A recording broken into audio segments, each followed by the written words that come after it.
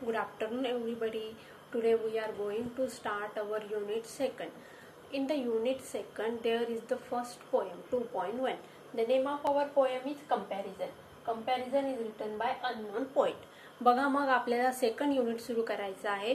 Second unit मधली पहिली poem आहे कंपॅरिझन. कंपॅरिझन म्हणजे काय? तुलना. दोन व्यक्तींमध्ये, दोन वस्तूंमध्ये, दोन पदार्थांमध्ये केली गेलेली तुलना. अशा वेगवेगळ्या प्रकारची तुलना आपल्याला या पोयम मध्ये करण्यात आलेली आहे. तुलना ही एखाद्या वस्तूच्या गुणधर्मामध्ये आहे, उंचीमध्ये आहे, क्वालिटीमध्ये आहे, ते आपल्याला बघायचंय. साईज मध्ये आहे, कुठल्या कुठल्या ऑब्जेक्ट मध्ये कंपॅरिझन केलेली ते आपल्याला बघायचं आहे. आणि त्याचबरोबर रायटरला, पोएटला काय सांगायचंय मग की या विश्वामध्ये किंवा या जगामध्ये विविधता आहे. प्रत्येक गोष्टीमध्ये काय आहे? डायव्हर्सिटी आहे. त्या डायव्हर्सिटी मधूनच आपल्याला एकता कशी असते ते बघायचं आहे. बघूया मग आपल्याला पोयम. ही पोयम दुसरी तिसरी कशी, दुसरं काही नसून string of a comparison. Okay, written by unknown poet. चला, listen carefully the poem. Fast as a spaceship, slow as a snail, big as a dinosaur, small as a nail. बघा, पहिल्या 4 line बघूया आपण. Fast as a spaceship. Fast म्हणजे काय? वेग. वेग कशासारखा आहे? स्पेसशिप. स्पेसशिप म्हणजे काय? अवकाश यान. स्पेस म्हणजे आकाश, शिप म्हणजे जहाज, म्हणजे त्याला काय म्हणायचं मग? अवकाश यान. स्लो ॲज अ स्नेल. बघा मग आता अवकाशयान ज्यावेळेस आकाशाकडे झेपावत असतं तेव्हा त्याचा वेग कसा असतो? प्रचंड वेगाने ते अवकाशाकडे झेपावत असतं. आणि त्याच्या विरुद्ध कंपॅरिझन काय केलेली आहे बघा? स्लो ॲज अ स्नेल. आता स्लो म्हणजे काय? अतिशय हळू. कोणाच्या गतीने?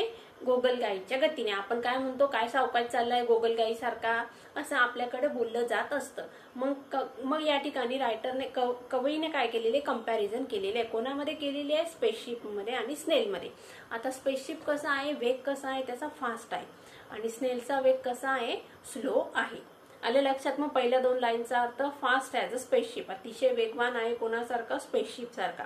आणि स्लो कोणासारखा आहे? तर मग स्नेल सारखा. पुढे बघूया. Big as a dinosaur, small as a nail. Big म्हणजे भला मोठा, साईज. बघा, पहिल्या याच्यात वेगेची कंपॅरिझन केलेली आहे. फास्टचा अपोजिट काय आहे? स्लो. या ठिकाणी आपल्याला अपोजिट वर्ड्स पण मिळत आहे, फास्ट आणि स्लो. दुसरं बघा, तिसऱ्या लाईन मध्ये बघूया. Big as a dinosaur. Big म्हणजे काय? अवाढव्य. कोणासारखा? डायनासोर सारखा. आणि स्मॉल कोणासारखा? नेल सारखा. नेल म्हणजे काय? खिळा. म्हणजे खूप भला मोठा अवाढव्य डायनासोर सारखा आणि छोटासा असा खिळ्यासारखा. Fierce as a tiger. Fierce म्हणजे काय? भयानक. कोणासारखा? टायगर सारखा. टायगर म्हणजे काय मग सांगा बरं? टायगर म्हणजे वाघ. मग आता gentle as a lamb. Gentle as a lamb म्हणजे काय मग? सौम्य. कोणासारखा? लॅम्ब सारखा. लॅम्ब म्हणजे काय? कोकरू. मेंढीचं कोकरू. आता मेंढीचं कोकरू कसं असतं? भित्र असतं बघा. आणि टायगर कसा असतो? एकदम असा तीक्ष्ण असतो, तीव्र असतो, भयानक असतो. मग या ठिकाणी 2 व्यक्तीच्या स्वभावांमध्ये कंपॅरिझन केलेली आहे. 2 व्यक्ती कोण आहे या ठिकाणी? टायगर आहे आणि लॅम्ब आहे. आता tiger is a wild animal but lamb is a domestic animal. मग आता वाईल्ड अॅनिमल कशा असतात? फायर्स असतात. तर डोमेस्टिक अॅनिमल लॅम्ब कसा आहे? जंटल आहे. बघूया पुढे. Sour as a lemon, sweet as a jam. आता 2 ऑब्जेक्ट आहेत, लेमन आणि जाम. या 2 ऑब्जेक्टच्या टेस्टमध्ये कंपॅरिझन करण्यात आलेले आहे. सोअर म्हणजे काय? आंबट. आंबट कोणासारखा? लिंबासारखा. आणि स्वीट कोणासारखा? जाम सारखा. जाम. जाम तुम्हाला सगळ्यांना आवडत असतो. मिक्स फ्रूटचं एकत्रीकरण असतं ते. मग जाम कसं असतं? गोड असतं. आणि लिंबू कसं आहे? आंबट आहे. मग आता या ठिकाणी 2 वस्तू ज्या आहेत, कुठल्या? जाम आणि लिंब, यांच्या क्वालिटीजमध्ये किंवा टेस्टमध्ये काय केलेले? कंपॅरिझन केलेली आहे. पुढे बघूया. Dry as the desert, wet as the sea. Desert म्हणजे काय? वाळवंट. वाळवंटामध्ये कधीही पाऊस पडत नसतो, त्यामुळे तिथं काय असतं? कुठल्याही प्रकारची झाडं झुडपं नसतात, सगळीकडे कोरडं असतं. मग आता काय सांगितलंय कवीने बघा? ड्राय ॲज द डेझर्ट, वाळवंटासारखं अतिशय कोरडं किंवा शुष्क. And wet as the sea, आणि समुद्रासारखं ओलसर. आता समुद्र म्हणजे पाणी. पाणी कसं असतं? ओलसर असतं. त्याच्यामुळे या ठिकाणी क्वालिटीज आहे, ड्राय अँड वेट, या 2 क्वालिटीजमध्ये कंपॅरिझन करण्यात आलेली आहे. डेझर्ट आणि सी. डेझर्ट ऑलवेज कसं असतं? शुष्क असतं, म्हणजे कोरडं असतं. आणि समुद्र कधी कसा असतो? नेहमीच ओलसर असतो. इथपर्यंत समजलं विद्यार्थ्यांना? बघा, या ठिकाणी कविता समजायला अतिशय सोपी आहे. दोन ऑब्जेक्ट मध्ये कंपॅरिझन केलेली आहे आणि लाईन्स पण अतिशय सोप्या आहेत समजायला. पुढे बघूया. Square as a house, round as a P. Square म्हणजे काय मग चौकोन, शेप दिलेला आहे घराचा. घराचा आकार कसा आहे मग चौकोनी आहे. आणि round as a P. P म्हणजे काय वाटाणा. आता वाटाण्याचा आकार म्हणजे कडधान्य आहे बघा, हे ते कसं असतं गोल असतं. मग या कडधान्य कसं आहे गोल आहे, तर हाऊसचा आकार कसा आहे चौकोनी आहे. मग या ठिकाणी शेप मध्ये कंपॅरिझन केलेली आहे. दोन ऑब्जेक्ट कुठले आहे हाऊस आणि पी. आता ऑब्जेक्ट हाऊसचा शेप कसा आहे स्क्वेअर आहे आणि पीचा शेप कसा आहे राऊंड आहे किंवा सर्कल शेप मध्ये आहे. पुढे बघूया. कूल ॲज अ केव, वॉर्म ॲज अ टोस्ट. केव, केव म्हणजे काय गुफा. गुफा कशाची बनलेली असते दगडांपासून बनलेली असते. त्यामुळे त्या ठिकाणी कसं असतं थंडगार वातावरण असतं. मग कवी काय सांगते बघा, गुफा जशी थंडगार असते तसं. आणि warm as a toast, toast कसा असतो गरम असतो. आता टोस्ट भाजल्यानंतर आपण काय चवीला कसा लागत असतो तो गरम लागत असतो चवीला, म्हणते तो गरम केल्यानंतर तो गरमच लागणार ना. आता या ठिकाणी काय सांगितलेले बघा, कूल गुफा कशी असते थंडगार असते, तिथलं वातावरण थंड असतं. आणि टोस्ट ऑलवेज कसा असतो गरम असतो. दोन ऑब्जेक्ट कुठले केव अँड टोस्ट. त्यांच्या क्वालिटीज कुठली, केव is always cool and toast is always warm. There is a comparison between the two object. As हे काय शब्द वापरलेले आहे, मग कुठला फिगर ऑफ स्पीच असणार आहे लाईक ॲज सो. हे शब्द वापरलेले असतील तर कुठला फिगर ऑफ स्पीच असतो सिमिली हा फिगर ऑफ स्पीच असतो. Noisy as a road drill, white as a ghost. Noisy म्हणजे काय आवाज करणारं. कोणासारखं बघा रोड ड्रिल, ड्रिल मशीन असतं बघा, त्याच्याने काय केलं जात असतं होल पाडण्याचं काम केलं जात असतं. आणि त्याचा आवाज कसा असतो खरखर खरखर खरखर ते ड्रिल मशीन आवाज करत असतं. मग कवीने काय कल्पना केलेली आहे, रोड ड्रिल म्हणजे रस्त्यावर छिद्रे पाडण्याचं काम चालू आहे आणि त्याचा कर्कश असा आवाज येत आहे. पण त्या व्यतिरिक्त त्याच्यावर कंपॅरिझन करताना, त्याच्या बरोबरीने कंपॅरिझन करताना कवीने काय सांगितलेलं आहे क्वाईट आहे म्हणजे शांत आहे. कोण शांत आहे घोस्ट. भूत हे कसं आहे शांत आहे. या ठिकाणी कवीने काय केलेलं आहे भूताला कशाची तुलना केलेली आहे, कशाची कंपेअर केली आहे तर त्याच्या आवाजाशी. आवाज कसा आहे भूताचा स्वभाव कसा आहे मग या ठिकाणी शांत सांगितलेला आहे. तर त्या उलट रोड ड्रिल कसं असतं ऑलवेज नॉइझी असतं. पुढे बघूया. Strong as an ox. Ox म्हणजे बैल. आता बैल कसा असतो शारीरिकदृष्ट्या मजबूत असतो. आणि weak as a kitten. Kitten म्हणजे काय मग मांजरीची पिल्लं. आता मांजरीची पिल्लं कशी असतात बघा नाजूक असतात. आता यांची प्रकृती किंवा शारीरिक गोष्ट सांगितलेली आहे. आता बैल हा नेहमीच तब्येतीने जाडजूड असतो, दृष्टपुष्ट असतो. तर मांजर आणि मांजरीची पिल्लं पण कशी असतात बैलाच्या कंपॅरिझन मध्ये कशी असतात अतिशय नाजूक असतात. मग स्ट्रॉंग आणि वीक हे दोन अपोजिट वर्ड्स आहेत. आणि ऑब्जेक्ट कुठले आहेत मग ऑक्स अँड किटन. पुढे बघूया. Hard as a rock, soft as a mitten. Hard म्हणजे काय कठीण, कोणासारखं दगडासारखं. दगडासारखं कसं आहे खडतर आहे. आणि वीक कोणासारखं आहे बघा सॉफ्ट कोणासारखं आहे ॲज अ मिटन. मिटन म्हणजे काय मटन नॉनव्हेज. ओके. मग आता कोणासारखं सॉफ्ट मिटन सारखं. आणि हार्ड कोणासारखं तर रॉक सारखं. बघूया पुढे. Dark as a tunnel, light as the moon. Dark म्हणजे काय अंधकारमय. टनेल म्हणजे काय बोगदा. आपण बोगद्यातून ट्रेनने प्रवास करत असताना बघा सगळीकडे अंधार येत असतो, गाडी वेगाने जात असते. मग त्या ठिकाणी कुठल्याही प्रकारचा उजेड नसतो. मग या ठिकाणी कवीने काय सांगितलेलं आहे डार्क ॲज अ टनेल म्हणजे काळा कुट्टा अंधार कुठला बोगद्यातला. आणि लाईट ॲज द मून आणि चंद्राचा पडणारा शांत असा शीतल असा मंद प्रकाश. या ठिकाणी कवीने बघा दोन ऑब्जेक्ट मध्ये कंपॅरिझन केलेली आहे. कुठले दोन ऑब्जेक्ट आहे मून आणि टनेल. ओके. पुढे बघूया. Night time midnight, day time नून.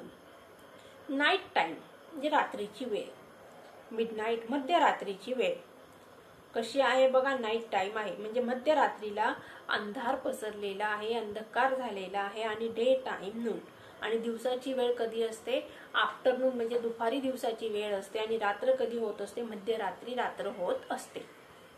समजलं का डे टाइम आणि नाईट टाइम. दोन वेगवेगळे ऑब्जेक्ट आहे.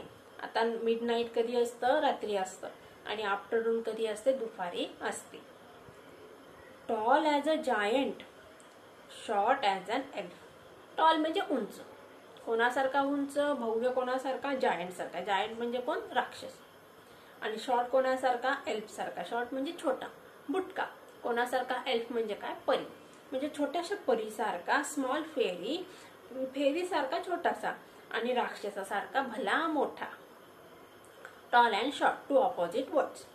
जायंट म्हणजे राक्षस, एल्फ म्हणजे परी. दोन वेगवेगळे ऑब्जेक्ट किंवा persons. Crook as a mountain path. Crook म्हणजे काय? वाकडा तिरपा, सरळ नसलेला. माउंटेन पाथ, माउंटेन म्हणजे काय? पर्वत. आता पर्वतावर ज्यावेळेस तुम्ही चढाई करत असतात त्यावेळेस तुम्ही रस्त्याने जसे चालतात तसा रस्ता कसा असतो बघा? प्लेन असतो, सपाट असतो, चालायला अतिशय सोपं असतं. पण ज्यावेळी तुम्ही डोंगर चढत असतात त्यावेळी डोंगरावर चढणं सोपं असतं का? नाही. कारण तो रस्ता कसा असतो? टेढामेढा असतो, वाकडा तिरपा असतो. आणि त्या कंपॅरिझनमध्ये आपण रस्त्याने ज्यावेळेस जात असतो त्यावेळेस आपल्याला चालणं सोपं होत असतं, सुखकर होत असतं. Crook as a mountain path, straight as a shelf. Shelf म्हणजे काय बा? रकाना किंवा कपाट. आता कपाट कसं असतं? त्याचे रकाने कसे असतात? सरळ असतात. मग या ठिकाणी पोएटने दोन ऑब्जेक्ट मध्ये कंपॅरिझन केलेले आहे. माउंटेन पाथ आणि शेल्फ मध्ये कंपॅरिझन केलेले आहे. Two opposite words are crook and straight. Okay, पुढे बघूया. The world is full of opposites. कवी काय सांगते बघा शेवटच्या दोन लाईन मध्ये? हे संपूर्ण जग हे ऑपोजिट्स म्हणजे काय? वेगवेगळ्या विरुद्ध गोष्टींनी भरलेलं आहे. So think of some yourself. मग या ठिकाणी कवीने आपल्याला प्रश्न विचारलेला आहे, कधी तुम्ही तुमच्याबद्दल विचार केलेला आहे का? म्हणजेच कवीला काय सांगायचं आहे? आपल्यामध्ये पण खूप वेगवेगळ्या गोष्टी भरलेल्या आहेत. या जगामध्ये आपल्याला डायव्हर्सिटी दिसते, अपोजिट गोष्टी दिसतात, परंतु मनुष्यामध्ये सुद्धा वेगवेगळ्या गोष्टींचा समावेश आहे. देवाने माणसाची रचना करताना वेगवेगळ्या गोष्टी भरलेल्या आहेत. आता एकसारखी माणसं सगळीकडे असतात का? नाही. व्यक्तिपरत्वे, स्वभावामध्ये फरक पडतो, रंग रूप यामध्ये फरक पडत असतो. अशा प्रकारे या कंपॅरिझन या पोएम मध्ये कवीने वेगवेगळ्या ऑब्जेक्ट्स मध्ये तुलना केलेली आहे. विद्यार्थ्यांनो, आता आपल्याला लगेच वर्कशॉप बघायचं आहे. पोएम अतिशय सोपी आहे आणि त्यामुळे वर्कशॉप पण अतिशय सोपंच असणार आहे. चला काढा वर्कशॉप, पेज नंबर 35 काढा. पहिला प्रश्न आहे बघा. List all the objects in the poem. Use the comparative form at least 8 of them to write new comparisons. 2 of them have been given as examples. आता या प्रस्तुत कविता काय आहे? कंपॅरिझन आहे. कंपॅरिझन म्हणजे काय? तुलना. आता या ठिकाणी आपल्याला कवीने काय केलेलं आहे? दोन याच्यामध्ये तुलना करायला सांगितलेली आहे आणि 2 एक्झाम्पल्स दिलेले आहेत. बाकीचे आपल्याला सॉल्व्ह करायचे आहे. मी सांगते, तुम्ही ते लिहून घ्यायचे. पहिलं बघा, faster than the wind, slower than the tortoise. आता पुढचं कंपॅरिझन आहे बघा, स्मॉल ॲज अन अँट. पुढे gentler than flower. Big as an elephant, fierce than a giant. Okay, पुढे बघूया. Faster, quieter than a cave, noisier than a machine, cooler than ice. पुढे बघूया. Warmer than a sweater. Okay, पुढचा प्रश्न बघूया. List all the nouns in the poem. Find a suitable adjectives other than the ones given here for each of the nouns and write meaningful similes for at least 8 of them. बघा, मी पहिलेच सांगितलं होतं as जे words वापरले असतील, like शब्दांचा वापर केला असेल तर त्या ठिकाणी सिमिली या फिगर ऑफ स्पीचचा वापर होत असतो.